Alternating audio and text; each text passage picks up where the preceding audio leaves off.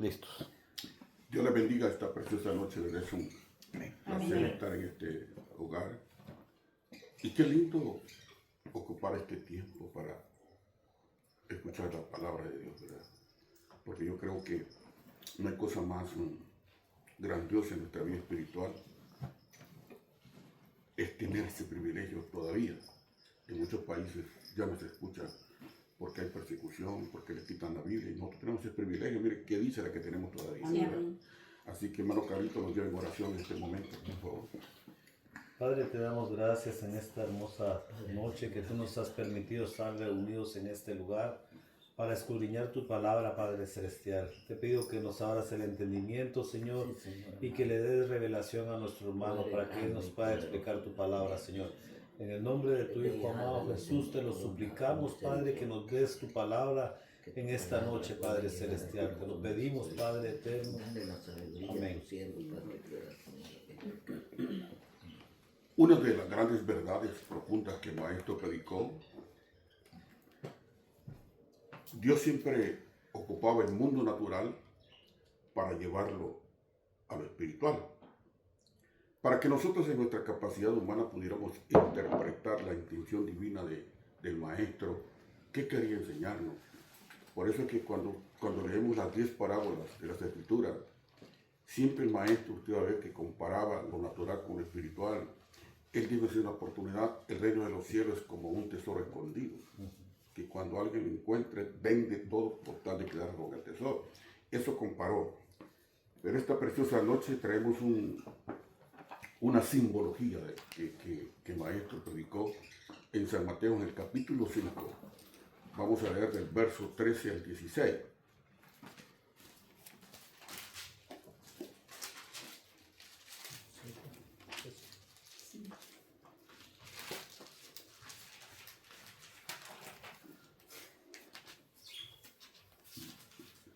Mateo 5 ¿de qué? Sí, Perdón. capítulo 5, verso 13 al 16. Amén. Amén.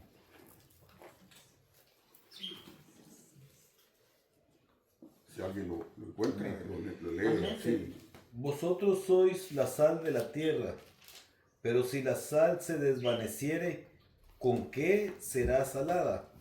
No sirve más para nada, sino para ser echada fuera y hollada por los hombres. Vosotros sois la luz del mundo.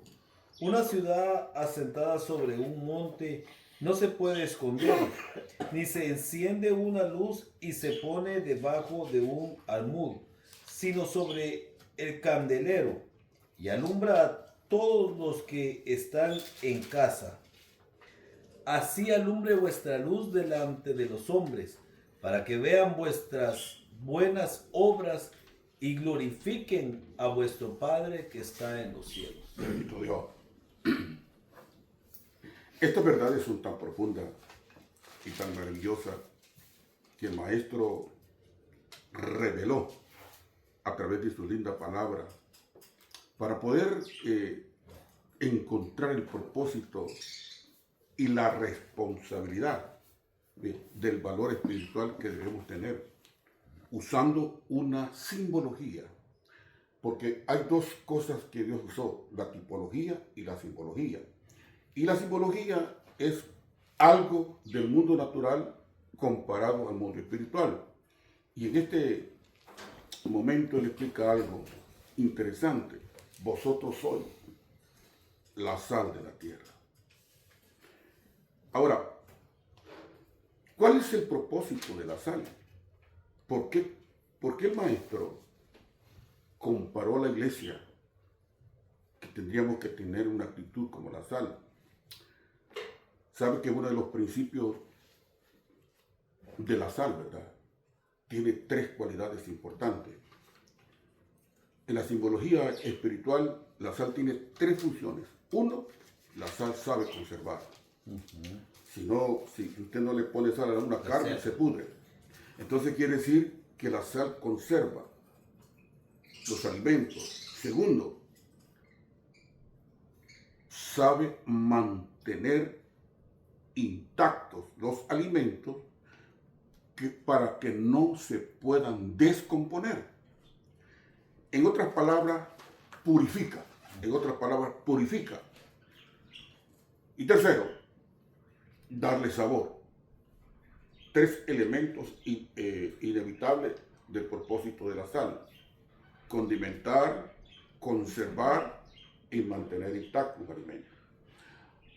Ahora, ¿qué quiso decirlo? ¿Por qué el Señor usó este producto común en nuestro hogar, verdad? Porque en el tiempo antiguo, fíjense, la sal llegó a tener tanta importancia en el mundo natural porque, por ejemplo, en el tiempo de Roma, de los romanos, llegó un momento en que los soldados, no había en esa época moneda como hoy, ¿verdad? Un billete, no. Los soldados se les pagaba con sal. Por eso que la palabra salario viene de la sal. Porque la sal llegó a tener tanto valor en esa época que tener sal es tener dinero, tener oro. Y por eso que ellos le pagaban una bolsa o una libra de sal a cada soldado romano. Y de allí viene la palabra salario, ¿verdad? Y entonces eso llegó a ser en esa época tanto valor, que en esa época eso era lo más precioso. Con un poco de sal compraban cualquier cosa, porque tenía tanto valor. Ahora, Dios trae esa simbología al mundo espiritual, que la sal significa ya en el mundo nuestro la madurez espiritual. Por eso Jesús dijo, tened sal en vosotros mismos. En otras palabras, quiero decir, sean maduros espirituales. Porque el nivel de cristianismo es crecimiento. El Evangelio fue diseñado para crecer, ¿verdad? Por eso que todo lo que se estanca, ¿qué dice? Se pudre, ¿verdad? Se pudre, ¿verdad? Entonces, cuando no hay un cristianismo que no se crece, entonces nos estancamos y peligramos en nuestro mundo espiritual. Por eso que el Evangelio fue diseñado basado en niveles espirituales. Por ejemplo, fíjese que el Evangelio tiene tres niveles. Uno, ser llamado. Dos, ser elegido. Y tres, ser predestinado. Si estos tres niveles nosotros los interpretamos basado en lo que está escrito, tenemos un cristianismo progresivo. Porque el maestro dijo algo y aclaró este punto. Muchos son los llamados y pocos los escogidos. ¿Qué quiso decir? Que no podemos estancarnos, que nuestra vida espiritual es crecer y crecimiento, en conocimiento, en evidencia. Y el maestro dijo, vosotros sois la sal de la tierra, vosotros sois la luz del mundo. ¿Qué quiso decir? Que hay un propósito de la iglesia fundada en la tierra. Tenía que cumplir un rol ante el mundo natural de ser la sal. Nosotros como iglesia somos el sabor de la tierra. Si la iglesia no existiera, esta tierra no tiene sabor. Amén. Pero nosotros somos la iglesia, lo que le da sabor en el mundo espiritual a la iglesia, al mundo natural de hoy, ¿verdad? Ahora, hablamos del condimento que da la sal. Por eso que cuando entendemos lo que significa que el maestro dijo, vosotros sois la sal, quiso decir, ustedes son el condimento que voy a dejar sobre el mundo natural. Si nosotros interpretamos esta responsabilidad, fíjense, estudiando las escrituras, el maestro en un principio, permitió que en el tiempo de sacerdocio la sal existiera, para llevarlo al Nuevo Testamento y decir, vosotros sois la sal. Levíticos, en el capítulo 2, quien encuentre primero me lo lee. Levítico. Levítico 2, ¿qué más? 2:13, amigo.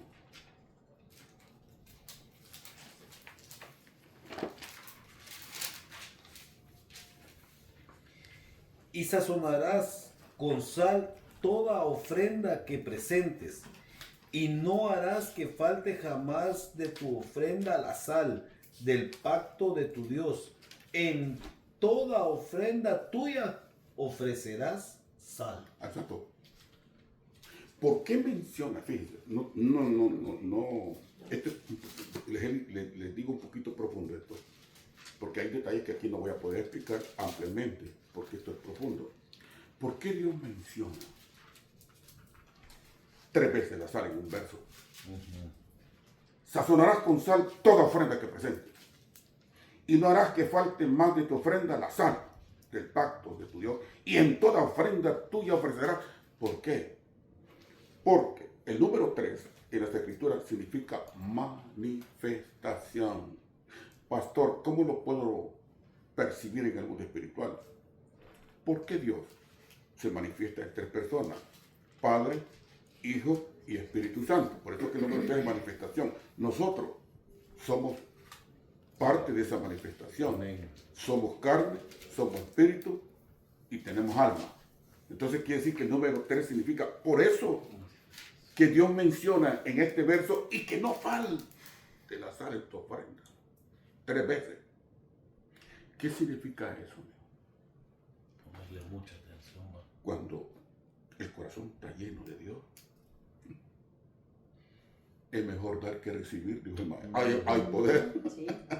¿Entiende lo que quiero decir? Amén. Entonces, Dios quiso decir que todo lo que nosotros tenemos es como el caso mío. Fíjate, el caso mío. ¿Por qué yo estoy aquí con ustedes? Porque lo que tengo no es mío. Si fuera mío no estuviera aquí. Pero tengo que dar lo que no es mío. Amén. ¿Entiendes? Entonces yo tengo que dar lo que Dios me regala.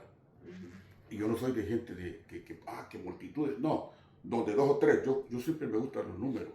Donde 2 o 3, ahí está Dios. Aquí estamos más de 5. Amén. Gloria a Dios Dios. está aquí. Amén. Entonces, si somos más de 3, ya pasamos a la promesa, Gloria ¿verdad? a Dios. Entonces, yo soy así.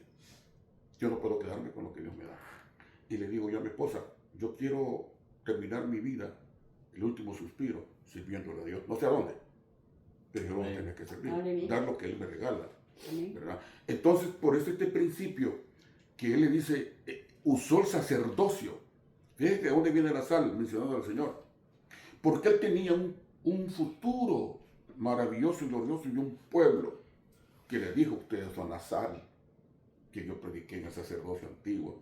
Ahora, la sal llegó a ser un pacto, fíjate, llegó tanto a tener valor espiritual en el tiempo antiguo, que llegó a ser un pacto familiar. Números, capítulo 18.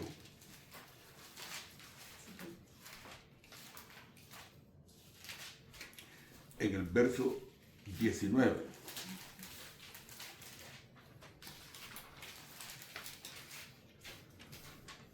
Dieciocho, 19. Sí, ¿cómo dice? Yo, el Señor, esta es otra versión. Sí, no importa. Yo, el Señor, te entrego todas las contribuciones sagradas que los israelitas me presentan. Son tuyas y de tus hijos y de tus hijas, como estatuto perpetuo. Este es un pacto perpetuo, sellado en mi presencia con sal. Es un pacto que hago contigo y con tus descendientes. Entonces quiere decir que la sal llegó a ser un pacto familiar espiritual, ¿verdad? Segunda de Crónicas 13:5.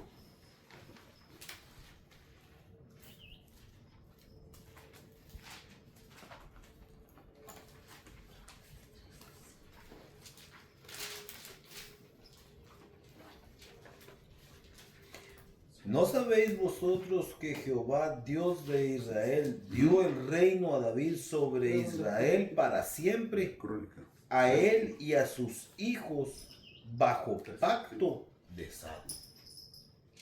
Entonces quiere decir que Dios estaba usando la simbología espiritual para llevarlo en el tiempo del sacrificio. Entonces quiere decir que llegó tanto importante porque tenía una simbología espiritual profunda y llegó a poner como la sal como un pacto espiritual en aquel momento. Ahora, en el tiempo de los profetas, los grandes hombres de Dios no perdieron ese hilo, porque tenían un propósito espiritual. Y toda la revelación, fíjate, toda la revelación en el conocimiento de Dios tiene un hilo que nosotros los humanos no lo podemos traspasar, porque Dios tiene un hilo desde el principio hasta el final. Yo soy el alfa y el omega, el uno y el último. Entonces ese hilo no se puede romper. Los grandes profetas como Eliseo, en Segunda de Reyes capítulo 2, nos explica este lindo pasaje.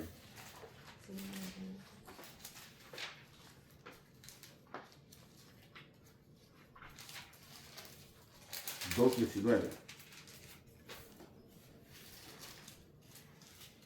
Los hombres de la ciudad Sí, dijeron a Eliseo, he aquí el lugar en donde está colocada esta ciudad es buena.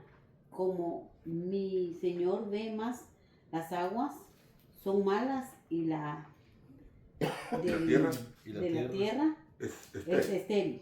Entonces, verso 20.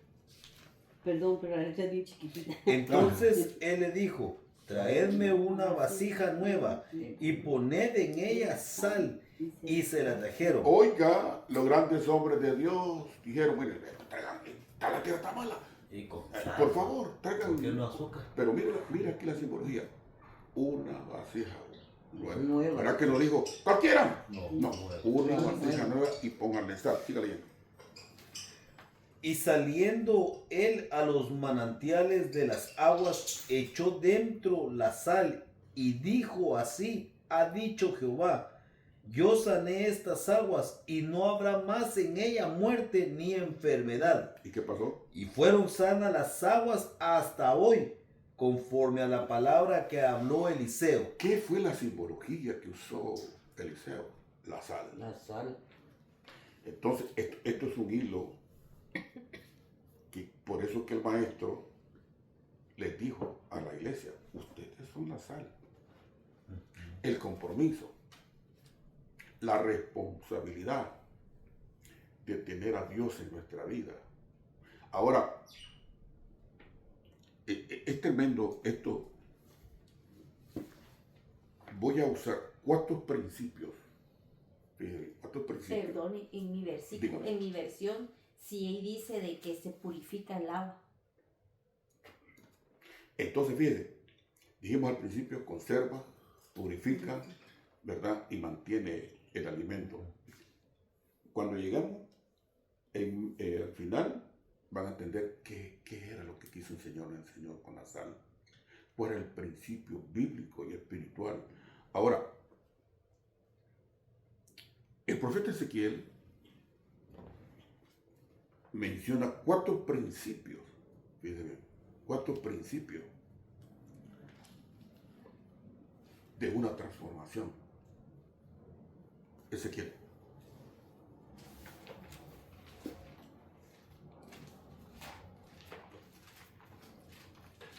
¿Ezequiel qué, hermano? Capítulo 16, Versículo. 4. Y en cuanto a tu nacimiento, el día que naciste no fue cortado tu ombligo, ni fuiste lavada con agua para limpiarte, ni salada con sal, ni fuiste envuelta con faja. Viene el profeta y le dice al pueblo de Israel, oigan, el problema de ustedes, les dijo, es el nacimiento que han tenido. Y ocupa 4 cosas, fíjense, que son las que vamos a estudiar profundamente. ¿Qué quiso decir el profeta? Y en cuanto a tu nacimiento, le dijo, el día que naciste no fue cortado tu ombligo. Santo. Fíjese, en el mundo natural, pensemos un segundo. ¿Qué es lo primero que hace el médico en nuestro mundo natural cuando nacemos? Cortar el ombligo. ¿Y qué tal sería que no nos quitan el ombligo? Cuando éramos aquí la pelota de tripa, todo deforme. Eso quiso decirle a Israel, como no te dejaste cortar, te viene una vida deforme. Y le dijo, por cuanto tú naciste, 16 quieren. 4. 4. Oh, ok. que tú naciste no te dejaste cortar el ombligo. Mire cómo lo natural en el espiritual viene Dios enseñándonos que el nuevo nacimiento tiene un principio. Si en el nuevo nacimiento espiritual nosotros no permitimos que el ombligo se corte, entonces nunca podrá haber crecimiento. No estamos desparasitados, por decirlo así. Eso. Ahora, cuando dice no fue cortado tu ombligo, en el mundo natural, explico yo esto, nos viéramos deformes. Y por eso que, pastor, ¿qué significa entonces el ombligo para trasladarlo al mundo espiritual? El ombligo nuestro que venimos cargando es el pasado. ¿Qué es lo que nos detiene para crecer? Muchas veces el pasado. ¿Cuál fue el problema de Israel? 430 años El pasado. en la esclavitud. Se acostumbraron a los golpes, al maltrato. Ya ello es parte de su vida. Y de repente llega la oferta. Van a ser libres. Van a tener una tierra que fluye leche y miel. Y se emocionaron. ¡Vámonos! Cuando se metieron al desierto. Ahora, ¿qué era? ¿Por qué Dios permitió el desierto? Era el lugar de la transformación para poder conquistar la tierra prometida, que simboliza el nuevo nacimiento. Entonces, ¿qué fue lo que sintió Israel? No, y cuando se enfrentaron con la transformación, no, mejor nos hubiéramos quedado en Egipto. El ombligo no quisieron cortarlo. El pasado es el ombligo. Y muchas veces en el mundo natural eso nos detiene para llegar a propósitos grandes en el mundo espiritual. Si el ombligo nuestro natural no se quita en el mundo espiritual, nuestro crecimiento va a ser pobre. Porque siempre el pasado no va a estar gobernándonos y por lo tanto no podemos ser libres. No es libre del pasado. Y por eso le dice, por eso que le dice el profeta, dice, ¿por qué Israel salió de Egipto? Fíjense, salieron de Egipto, pero Egipto no salió de ellos. Son cosas así profundas, ¿verdad? Que se asemeja muchas veces, es como el caso mío. No fue fácil por la vida que yo llevaba, hasta que yo entendí estos principios que Dios me reveló para yo poder crecer. Si yo me hubiera quedado, porque vaya, le explico esto, no me lo vayan a tomar a mal, es una crítica sana. Porque el problema es que cuando yo me metí a la escritura, vi que ciertas enseñanzas que me enseñaban no concordaban con la palabra. Y yo decía, yo chocaba como, pero esto no está escrito. Esto no lo entiendo. Y entonces, esas cosas me llevaron a mí más meterme a la verdad, porque lo que yo quería era, fíjense, porque yo era un ateo, desde luego, ya creo que ustedes saben, ¿verdad? Que yo era un ateo, no solamente práctico ni teórico, no, yo lo vivía, lo defendía capa y espada, que Dios no existía. Entonces, cuando yo vi el Evangelio, esto fue un choque para mí.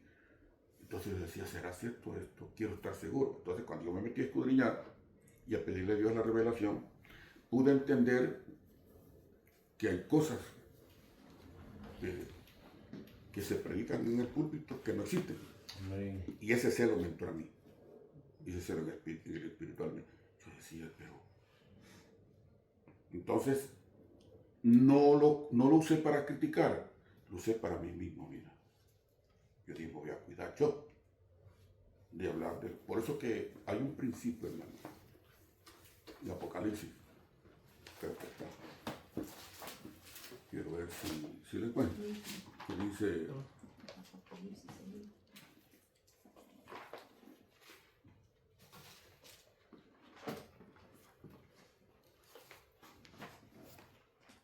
Mire lo que dice en el capítulo 22.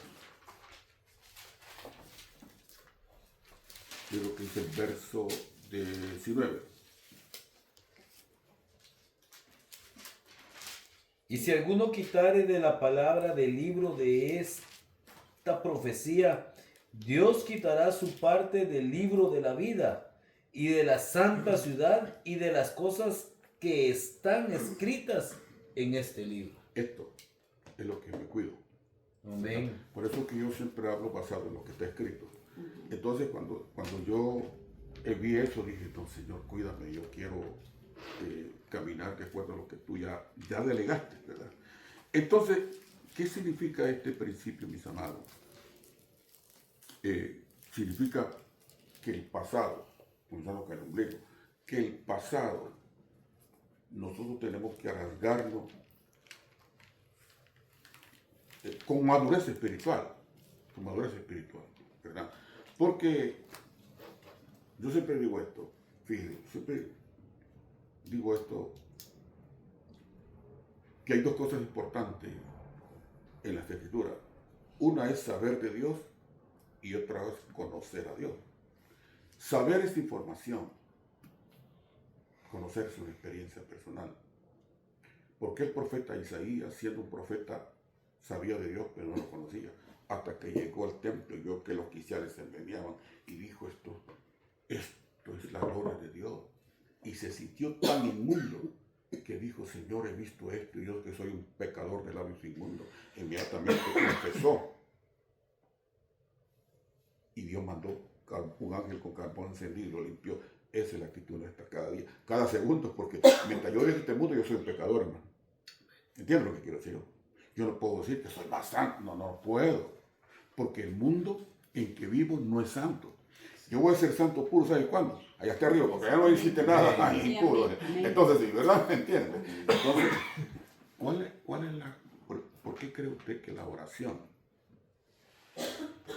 nuestra, en mi caso, a cada rato que oro, porque te fallé en mi mente, te fallé en mis ojos, te fallé con lo que hablé, aún te fallé con mi corazón, que yo no, el corazón no lo conoce.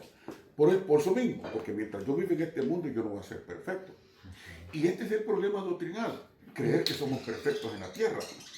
Por lo menos la gente que habla, por lo menos doctrinas humanas, que creen que aquí se logra la perfección. No. Si se lograra aquí la perfección, no tuviéramos por qué ir al cielo, porque aquí estamos todos. ¿Para qué nos va a dar Dios el cielo si aquí estamos listos ya? Pero no, este es nada más un trampolín. Ahora, desde luego, que tenemos que tener un conocimiento para estar preparados para irnos para arriba. Por eso es que cuando le dijeron al maestro, enséñanos a orar, el maestro dijo, sí, digan estas palabras, Padre nuestro que estás en los cielos, hágase tu voluntad, así como en el cielo, en la tierra. Bueno, pero si yo no conozco cómo está en el cielo, ¿cómo iba a ser la voluntad de Dios? Es ahí donde entra esto. Los principios establecidos por Dios, por el Espíritu Santo en la palabra, en el conocimiento, para que nosotros digamos, así, eso es lo que está en el cielo. Un día que tengamos, les voy a dar los 3 niveles del cielo. Hay 3 cielos. ¿Qué existen esos 3 cielos? ¿Verdad? La ciencia no ha llegado, y por eso es que la ciencia no llega, y no hay nada. Habiendo 1 millón de estrellas, millones de planetas, usted no sabe, pero la Escritura lo dice, ¿verdad? Pero eso no es el tema de hoy. Solamente quiero explicárselo pues, para que vean pues, que la Escritura es tan intensa, hermano, tan profunda. Y cuando uno penetra es como en un océano, ¿verdad? Que un pescadito nadando en inmensidad de conocimiento de la palabra, ¿me entiendes? Sí, hay demasiado. Ahora, demasiado, hermano. Ahora, fíjense bien, el Maestro Divino confirmó este principio y él dijo esta palabra, hablando del nuevo nacimiento. Mateo capítulo 9, 16 y 17.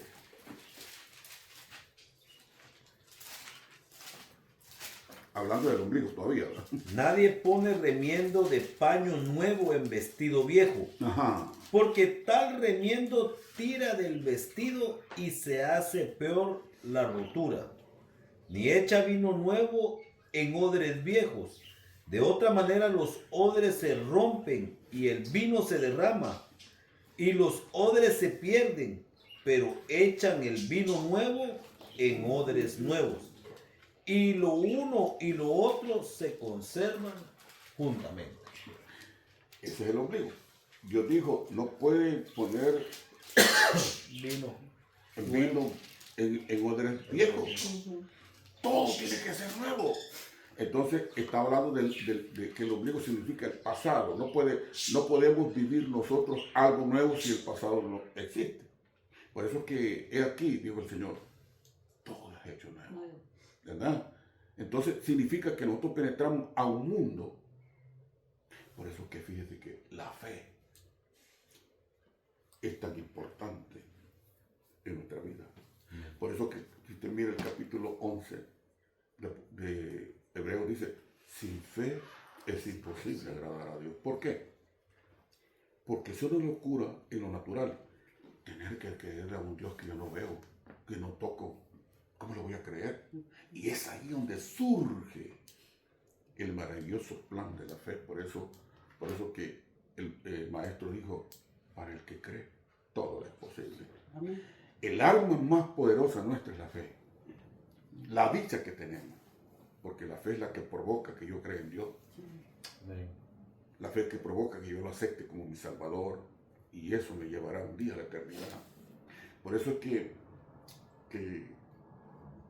yo digo, ¿verdad? ¿Qué cuesta para el mundo? ¿Qué cuesta acercar a Cristo? Es que no es fácil.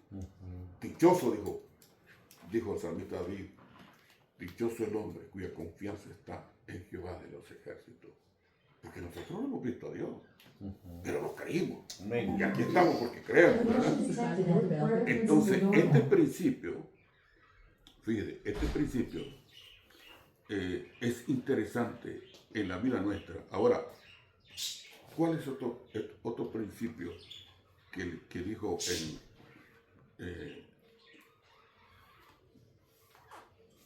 en Ezequiel? Volvemos a ver.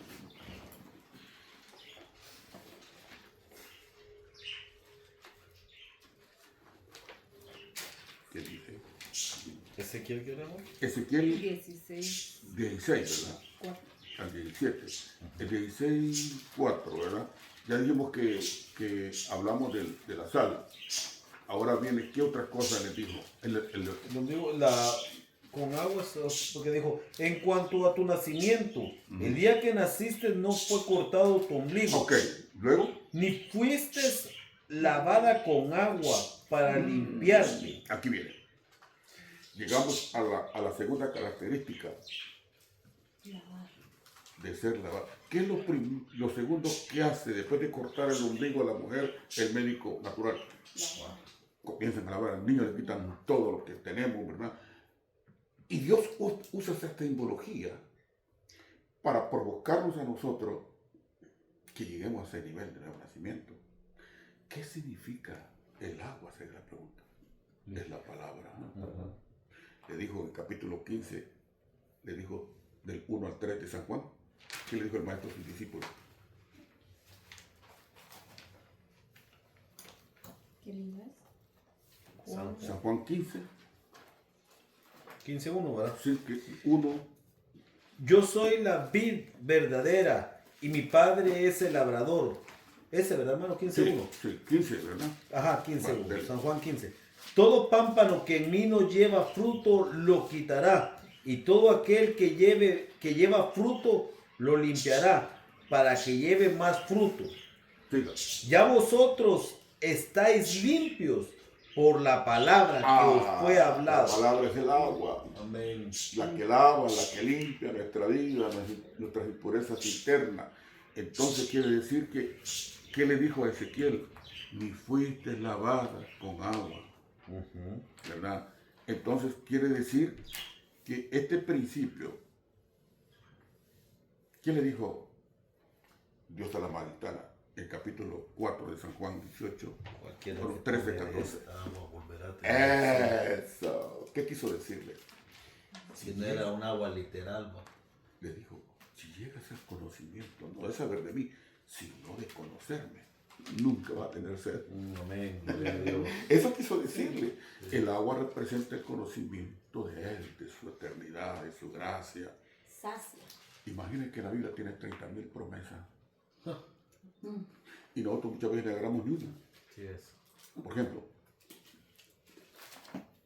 el hijo pródigo. ¿Se acuerda que el hijo mayor y el hijo menor. Ujú. El menor le dijo, dame mi fortuna, dame, yo quiero irme, quiero vivir, pero ella, por último se lo dio papá. Ella se fue pobre y se perdió, malgastó, se pudrió en el pecado, pero en el fondo reconoció, no, ¿cuántos jornaleros en mi casa hay? Y tienen pan y yo no tengo ni uno. Y él tomó una actitud, volveré. Y dice la historia, fíjate qué lindo este pasaje, que cuando el padre siempre estaba, su mirada, ¿cuándo volverá? Siempre lo estaba esperando.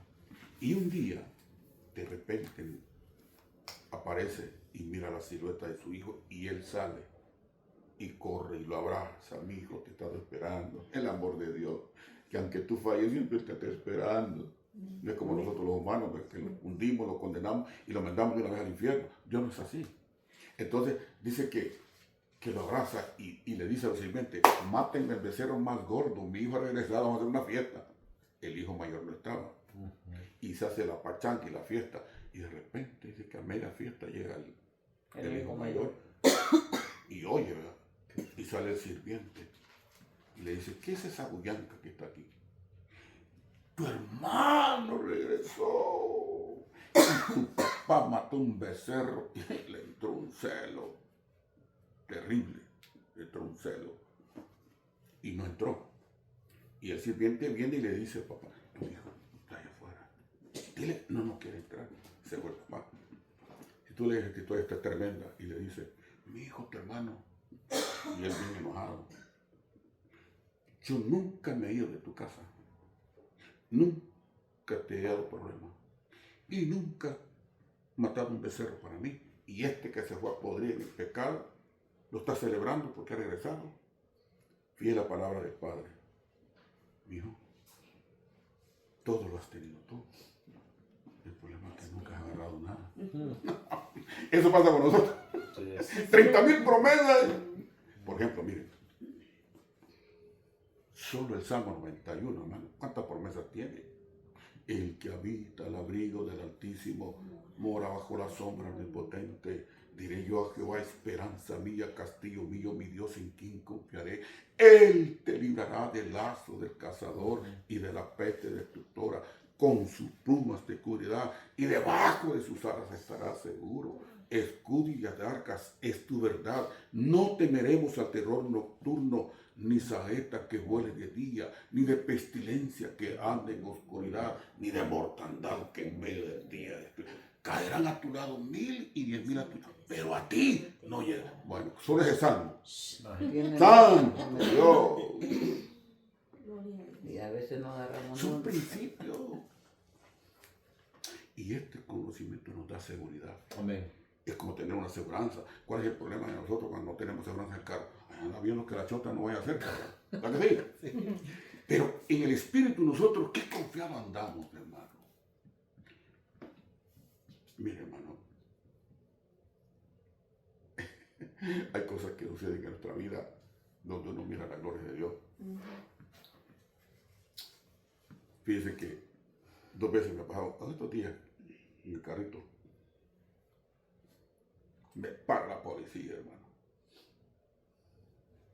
Ay, Dios mío, tú no tienes licencia. Ya tuve ese ticket de 500 y feria, Dios mío, ¿y qué voy a hacer? Bueno, le dije al Señor, tú sabes que yo te sirvo.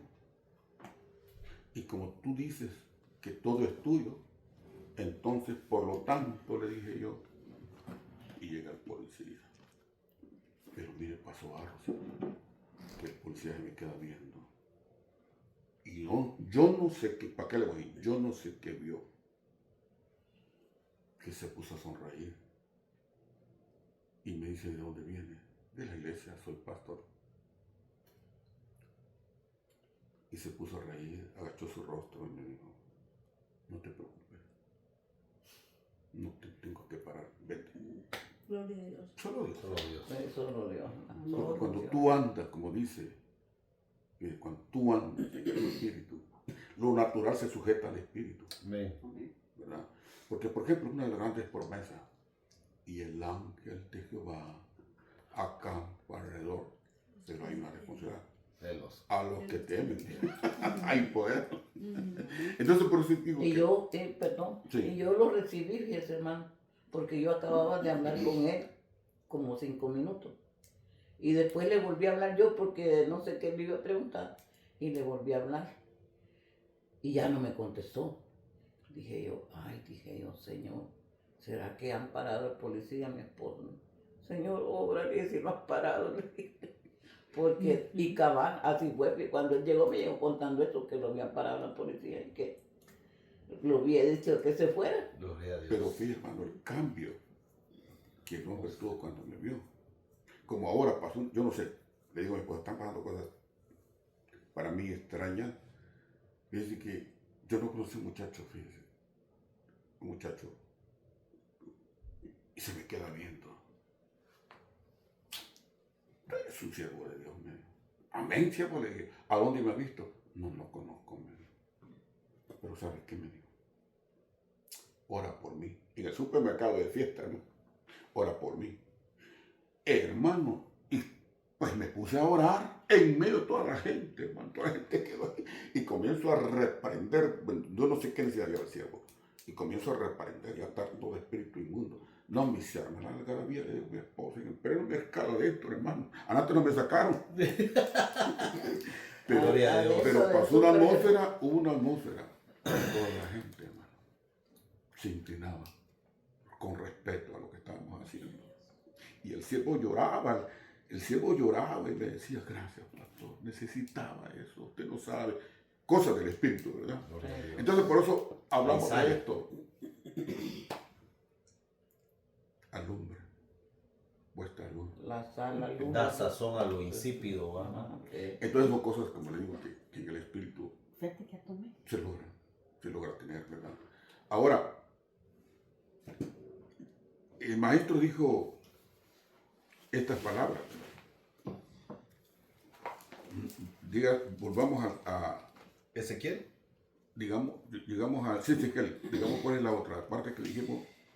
Y cuando No, y en cuanto a tu nacimiento, el día que naciste, no fue cortado tu ombligo, 1, 2, ni fuiste lavada con agua para 3. limpiarte, ni salada con sal. quedemos ahí.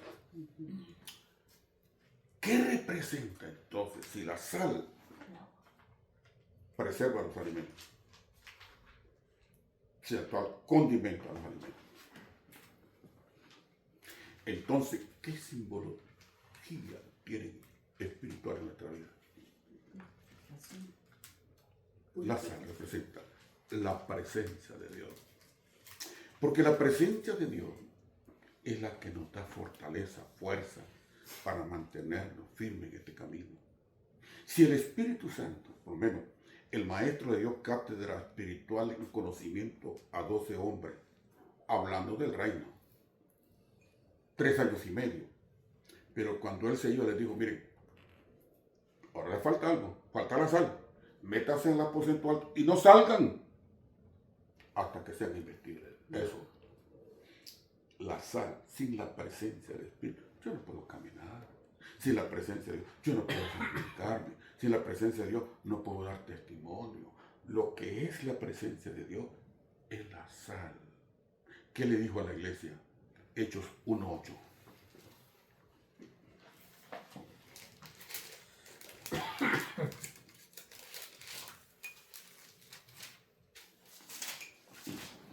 Pero recibiréis poder cuando haya venido sobre vosotros el Espíritu Santo, y me seréis testigos en Jerusalén, en toda Judea, en Samaria y hasta lo último de la tierra.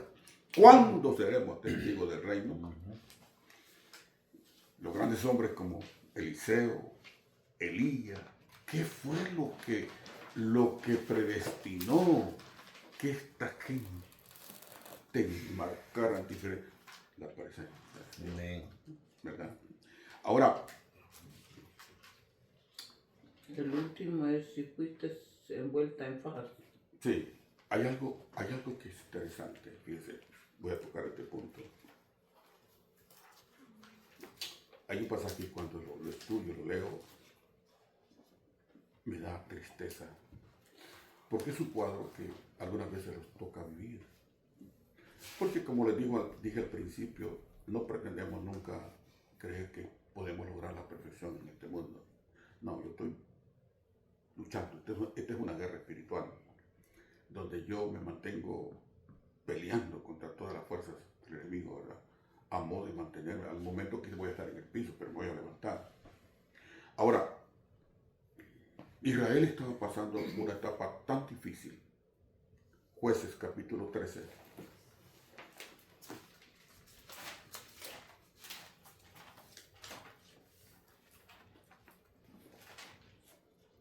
Jueces Capítulo 13.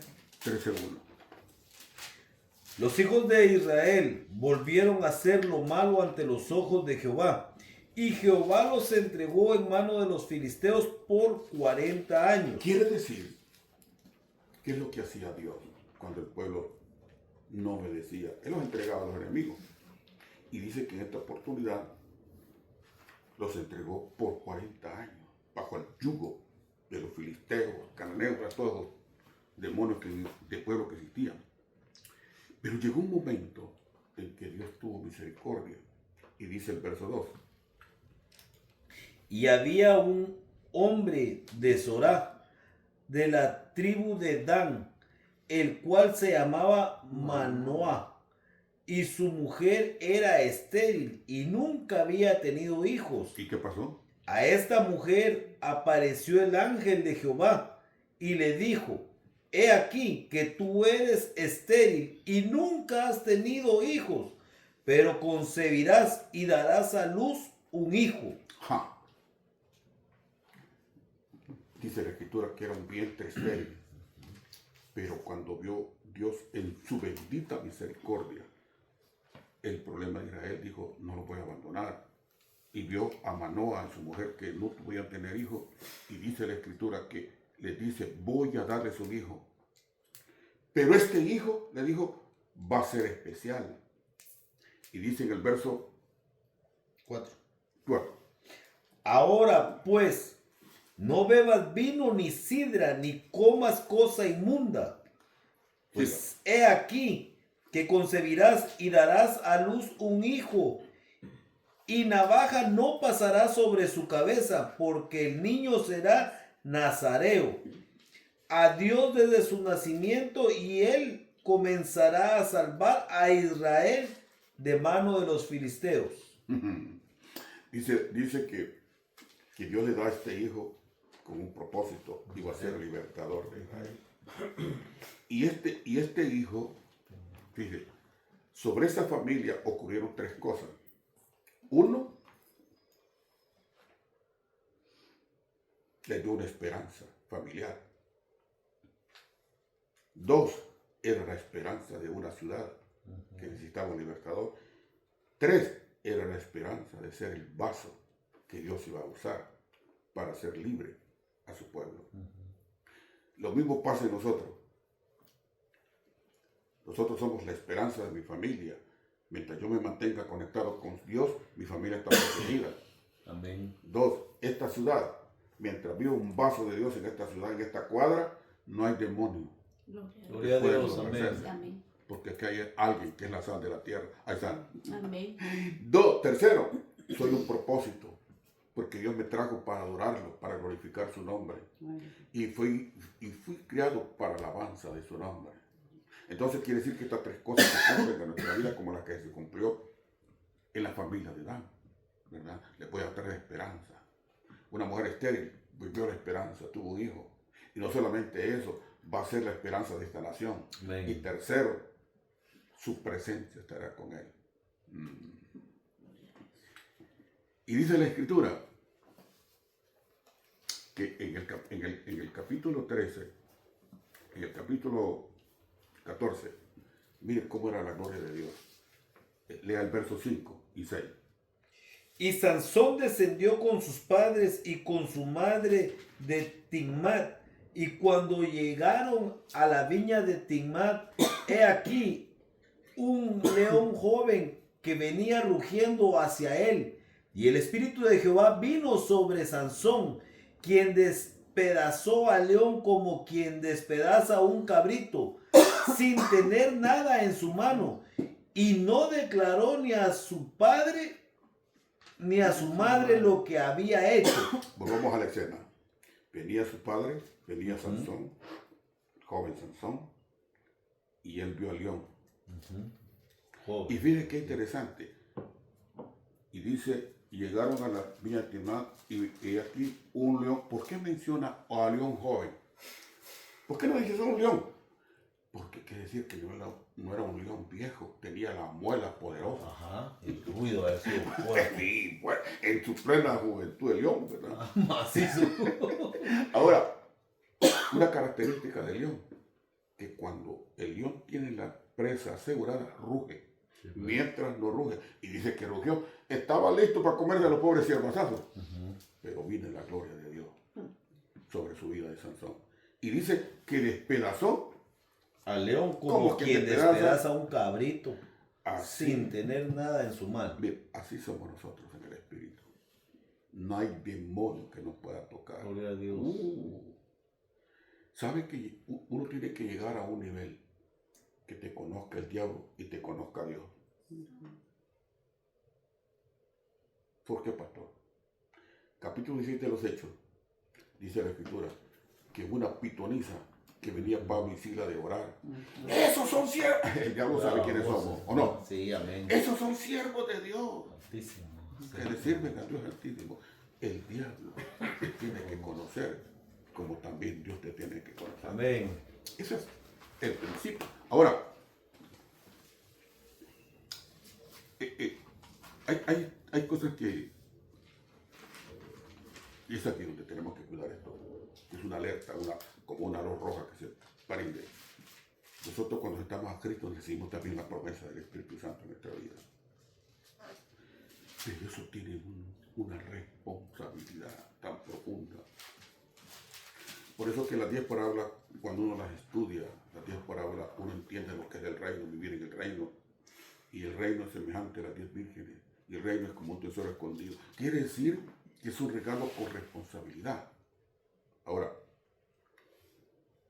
los descuidos, hermano. Pastor, ¿cómo puedo entender que hay un descuido? Cuando mi oración es tan pequeña. Cuando mi congregación, busco la congregación, no me congrego. Eso es peligroso. ¿Verdad? Porque son espinas que pueden opacar nuestro avivamiento espiritual. Por eso que la Biblia dice, no dejando de congregar, que dice, Como muchos tienen por lo mismo, porque esas son las espinas que pueden destruir nuestra vida. Sansón se descuidó. Y hay algo peculiar en el Espíritu Santo, que Él no te avisa cuándo te va a llenar totalmente, ni cuándo Él se puede ir, porque Él no tiene por qué avisarlo. Y dice la Escritura, dice, mire qué triste esto. En el capítulo 16, verso 20. ¿De qué, hermano? De los jueces siempre. Los jueces. 16, 20. Sansón se descuidó, usted sabe la historia. Se fijó en una filistea. Y le dijo, Sansón, los filisteos sobre ti. Y luego que despertó él de su sueño, se dijo, esta vez saldré como las otras y me escaparé. Pero él no sabía que Jehová ya se había apartado de él. Ese es el peligro. No saber Y Dios ya se que algunas veces Dios se puede apartar de nuestra vida. Amén. Mas él no sabía que Dios se había apartado. Eso es duro. Cuando ya uno comienza a no sentir, es que no tengo ganas de ir a sentirse. Cuidado, cuidado. Fíjate que no tengo ganas de alabar aquí. Cuidado. No tengo ganas de orar. Cuidado. Mas él no sabía que Jehová se había apartado. Porque Dios nunca nos va a decir me voy, ni me va a decir que vengo. Y no tiene por qué avisarnos. Nosotros tenemos la responsabilidad de saber. Ahora, ¿qué es lo que provocó esta falta de la presencia de Dios? en el verso 25 del mismo 16, que dice, Y aconteció que cuando sintieron alegría en su corazón, dijeron, llamad a Sansón para que nos divierta. Y llamaron a Sansón de la cárcel y sirvió de juguete delante de ellos. Y lo pusieron entre las columnas. cuando la presencia de Dios no está en nuestra vida, servimos de juguete. Amén. El enemigo se aprovecha de nuestras debilidades y ese es el peligro. Por eso es que la oración no es una metodología, es una fortaleza, son muros que se forman alrededor de nuestra. Y fíjense que llegar a un nivel, Salmo 63, 1 al 3, que dice, llegar a ese nivel. Salmo, perdón. Salmo 63. 63. Dios mío eres tú, de madrugada te buscaré. Mi alma tiene sed de ti, mi carne te anhela en tierra seca y árida donde no hay aguas, para ver tu poder y tu gloria, así como te he mirado en el santuario. Mi alma tiene Sed de ti. Mi carne te anhela. Cuando hay ese principio en nuestra vida, hermano, llegar a ese nivel, eso se llama obsesión. ¿Qué es obsesión, Pastor Elías? Obsesión es el poder que te roba tu mente y tu corazón. Y cuando uno se enamora, hermano, está en el trabajo, cuando ya va a salir la peor es nada. Ya va a salir y tengo que estar ahí. Esa es obsesión, te roba tu mente. Así tiene que ser en el espíritu. Ya no sé dónde. Hermano, mencionamos a Dios a cada rato. Es que no Amén. está ahí. ¿Entiendes lo que quiero decir? Amén. Eso se llama obsesión. Ahora, hay algo que uno tiene que sentirle sabor. Job 6, 6. Job 6, 6. 6, 6.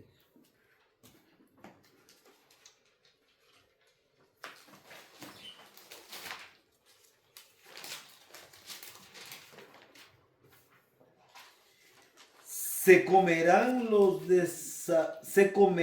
lo desabrido sin sal? ¿Habrá gusto en la clara del huevo? Exacto.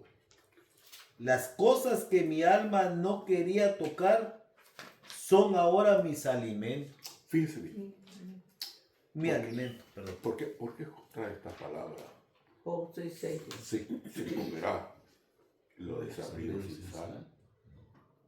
No. Si lo primero, mire, cuando estamos en la casa, cuando estamos en el comedor, que vamos a ver, lo primero que buscamos es la sal, ¿verdad? Ahora, ¿por qué menciona el huevo? Fíjese que este es tremendo. Porque se comerá lo desabrido. ¿Qué dice? Sin sal. ¿Habrá gusto en la clara del huevo? ¿Qué es entonces? ¿Qué es lo atractivo de un huevo? No lleva. ¿Qué pasaría si no lo encontramos ya? ¡No, este huevo está choro! ¿A qué? Pero ¿qué pasa si salen 2 yemas en el huevo? ¡Wow! ¡2 yemas! Eso es lo atractivo. Lo atractivo. La pregunta, ¿qué es lo atractivo de usted y de mí? Que Dios está aquí conmigo. Amén. Podemos ser feitos. No hay ninguna gracia, pero si Él está aquí, hay una gracia. Ay, pues denle un aplauso entonces al Espíritu Amén. Santo. Amén. Bendito mi Dios, Aleluya. que sin ser merecedor de su gracia, sin ser digno de ser parte de este reino, Dios te llamó. Amén. Éramos los más inservibles. Ahora, pastor, dijo la última de Ezequiel 16, 4, ¿qué dijo? 16:4. Sí, Se lo leo todo. sí, leo, sí, léame Y la en última. cuanto, lo último, ni fuiste envuelta con fajas. Yo no sé, en su país, ustedes son de Guatemala, ¿no? Sí. En mi país había una costumbre, antes en los pueblos, no sé hoy, ¿verdad? Que cuando las parteras nacía un niño, lo fajaban bien con taquitos, pues, como que eran taquitos, ¿verdad? Y una vez le pregunté a una partera, le digo, mire, ¿por qué ustedes fajan bien a un niño? Oh, no, me dijo ella, si no fajamos al niño, salen cascorvos. Me dijo ella, es la mentalidad de ella. Y los niños me dijo, por eso que hay niños cascoros porque no lo fajaron bien. Era la creencia de ellos, así decían ellos. ¿Verdad? Así decían ellos. ¿verdad? A él no lo fajaron. Ay, por eso. Bueno, Para preguntarle qué es cacor. sí, Es así, va, hermano. sí, Es que son los- mira, hay niños que son así, ¿verdad? Cornelios, pues, son Pero eso Cornelios. yo creo que no es verdad Como si fuera porque un caballo. nacimiento es real. Bueno, había un problema. ¿Qué tiene que ver eso en la vida espiritual? Porque dice, ¿qué dice el último versículo? El último de Ezequiel. 4, Te ¿verdad, hermano? envolvieron en pañales. Y no, Ni fuiste envuelta con fajas. ¿qué significa? ¿Qué tiene que ver la faja? Isaías 29-24. Corregir. Isaías. 9:24. Isaías 29-24.